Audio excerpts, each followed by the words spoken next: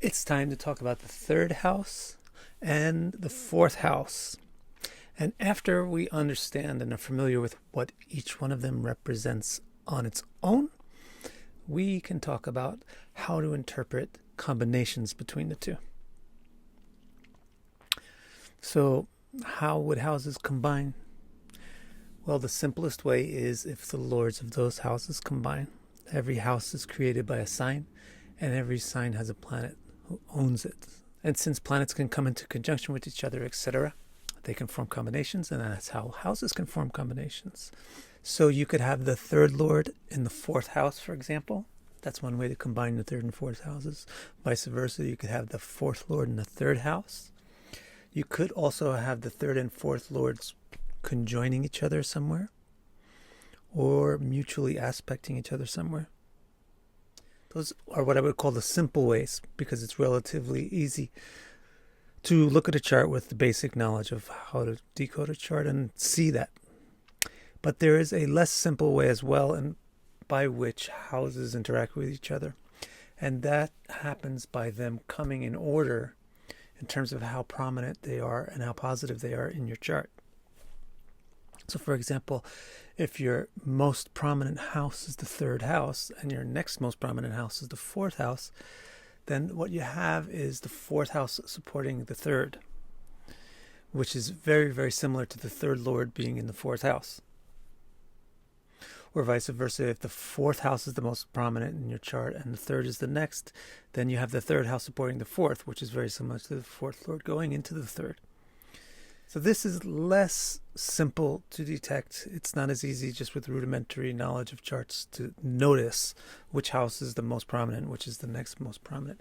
If you would like to know for your chart or for anybody's chart what the order of prominence of houses is, you can get my report. I made a report to provide that information and a whole bunch of other information. It's called The Houses of Life, and you can get it from my website, which is on the screen right now, and also the link is in the description of the video, which is just below the video. All right, now we'll begin by discussing what the third house represents, and then what the fourth house represents, and then we'll talk about the combinations between the two and how we'll interpret those combinations. So first of all, whenever you want to know what a house symbolizes, first ask yourself what the house is, where it is in the sky, because that's entirely what determines the root of what the house symbolizes. In the case of the third house, it is the eastern border of the lower quadrant. And since the lower quadrant represents the inner self and the east represents tangibility or visibility, the eastern border of the lower quadrant represents the inner self becoming tangible. We can basically categorize that into two specific things. One is ability. So in other words, the ability to take something which is an idea or a feeling or a thought and make it something real. And the second strand of meaning is desire. Desire is the want to take something which is an emotion or a feeling or a predilection or an opinion and do something real about it, realize it, make it real. So those two strands are the backbone of what the third house signifies. I'll give you a couple of more specific details for each strand, but realize that it's very, very valuable just to know the abstract of the backbone of the strand of what a house signifies so that you get an actual intuitive feeling for the house rather than just memorizing some specifics. So the first specific I want to mention in the terms of ability, the third house represents skill or talent.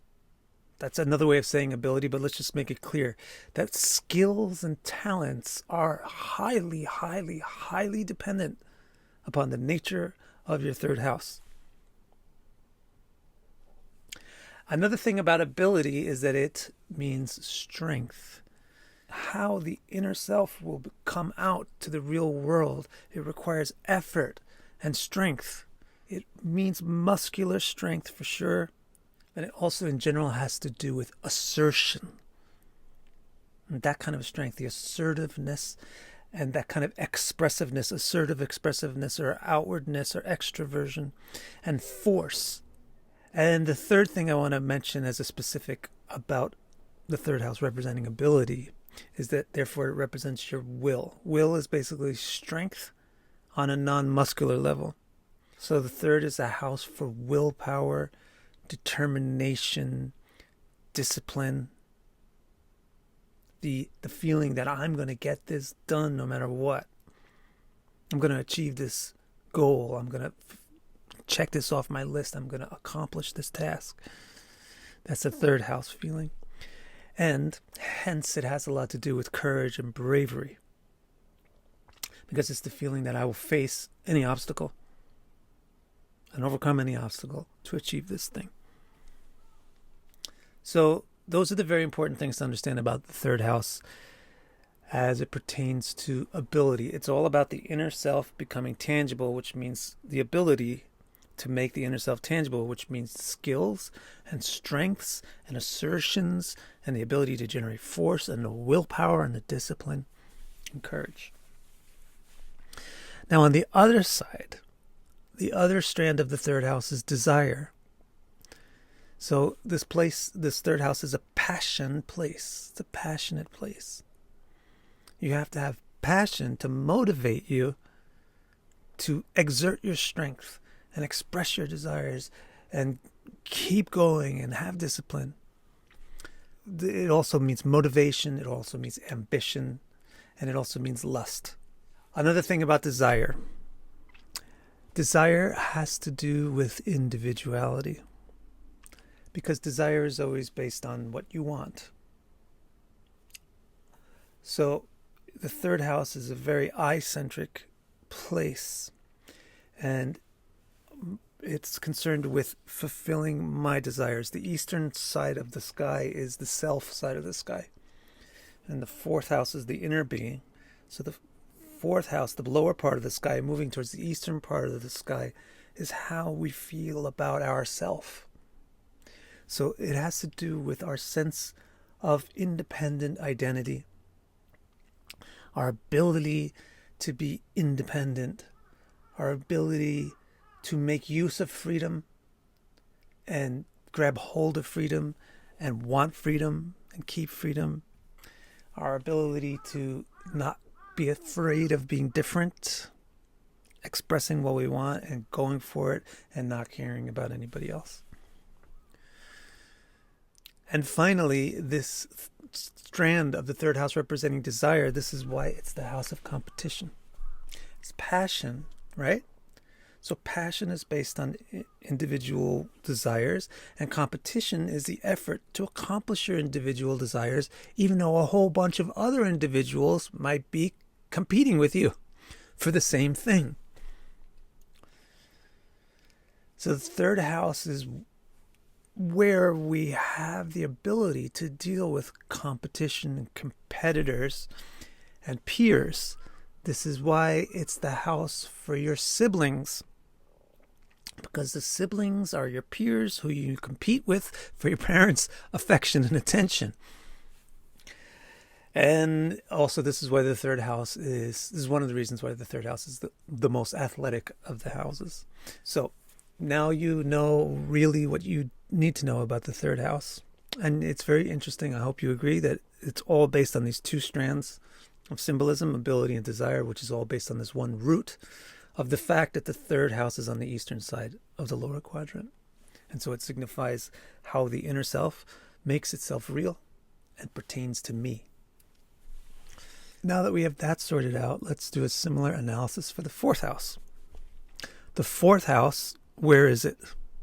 What is it in the sky? It actually is the center of the lower quadrant.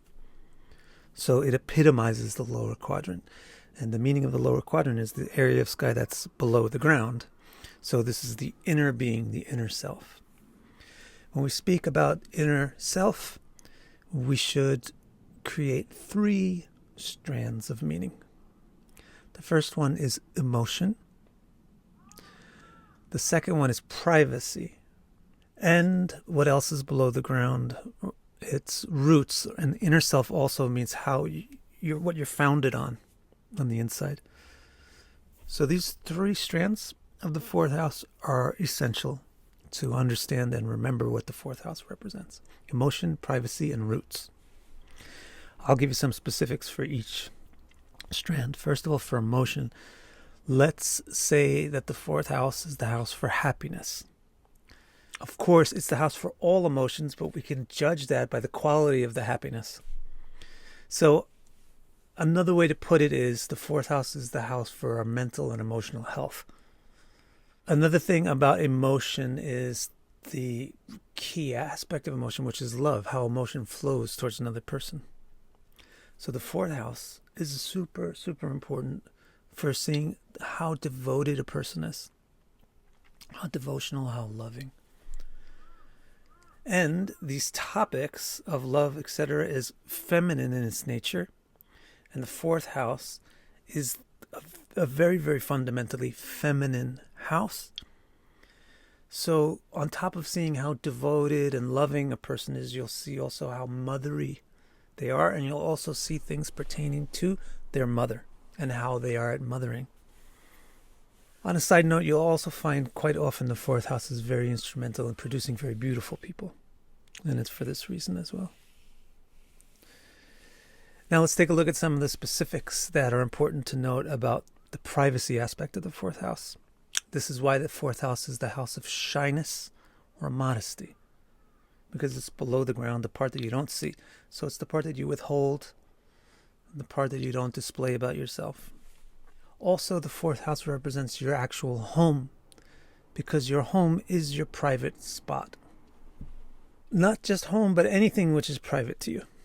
So fourth house also includes your major private property.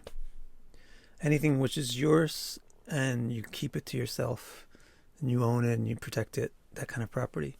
Like cars, for example, or your furniture. Because the fourth house has to do with homes, it also has to do with what we do in the home, which is mostly rest. So the fourth house is a very restful place. It's a place that has a huge impact on how well we sleep and how much peace or tranquility we feel, which again is related to the first topic that we discussed, which was happiness or mental health. And then finally, the roots aspect of the fourth house. This is why the fourth house has a lot to do with our stability. Roots provide stability. The fourth and the second both have a huge impact on our stability. The second is more of practical stability in terms of whether or not you have enough support. The fourth is more about emotional stability. If you have the happiness and peace of mind to not be disturbed. And finally, the fourth house has to do with ancestry, mothering, maternal ancestry, just ancestry in general, because it has to do with the roots of where you come from. So another word which we could put in here related to ancestry is culture or family background. Okay, we're doing pretty good. We've discussed what the third house represents. We've discussed what the fourth house represents. And now I think we are ready to talk about how we will interpret combinations of the third and fourth house. So the way that you do that is the way that you would interpret combinations between any two things in a chart. You ask, does thing A have something in common with thing B? If they do, then that is what happens when thing A and thing B get together. And you'll usually find that there's several, at least a few, things that thing A will have in common with thing B. But sometimes thing A will have the opposite opinion as thing B. And in that case, it produces difficulty about that thing.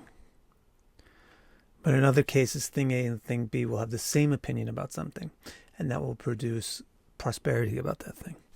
So let's look at a specific example. The first example with the third and the fourth house. The third house is the house of passion. The fourth house is the house of sleep. That's a case where they're both talking about the same thing, but in opposite ways. So if it goes well, then you basically have a person that's super motivated. But the more that it gets derailed, like maybe the third lord is not in good dignity, The more it has a particular problem, then you could see a negative version of this very motivated, which basically means too motivated. Unable to rest, overly driven, can't take it easy ever. So another thing we should look at is the fact that the third house is assertiveness, but the fourth house is modesty or shyness. So in a good version of this, you'll see a native who's very courageous and assertive. But the more you feel like this is in negative conditions in the chart, the more you should get a very courageous and assertive, can have more of a negative tone to it. So for example, maybe you're too courageous and assertive. So in other words, you're like assertive, like so self-promoting or self-serving. In other words, too assertive, too forceful. One other thing that the third and fourth house have in common is that the third is about individuality and the fourth is about home or unit, family unit. So you have a clash between me and us, between the individual and the family unit.